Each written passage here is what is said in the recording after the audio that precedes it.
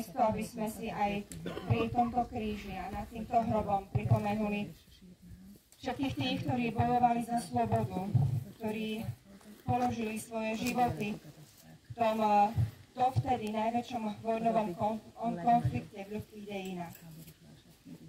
Prvá svetová vojna zasiahla veľkú časť sveta, aj naše územie. A ovplyvnila milióny ľudských životov, čoho dôkazom sú aj tieto pamätné miesta a hroby, na ktorých v tejto chvíli stojíme. Sviatej Bože, sviatej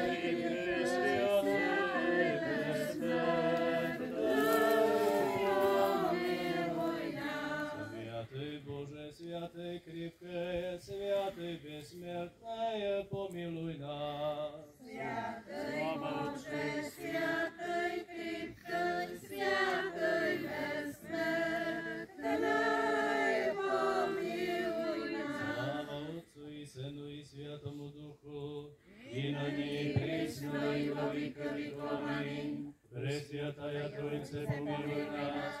Hospody, očisti hriechy naša, Vladyko, prosti bezakonia naša, sviatej posvity, istiny Boží naša, imeni Tvojeho.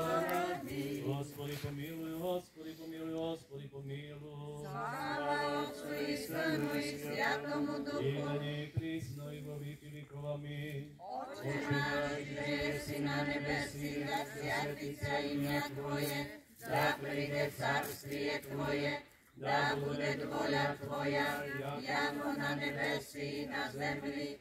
Chlieb náš nasущný dáš nám dnes, i ostavi nám dlh naša, jakože i my ostavляем dlžníkom našim, i nepovedi nás do iskušenie, no i zbavi nás od lukavého. Jako Tvoje je carstvo i sila i slava Otca i Syna i Sviatého Ducha, na nej prisno i vo veky vekov.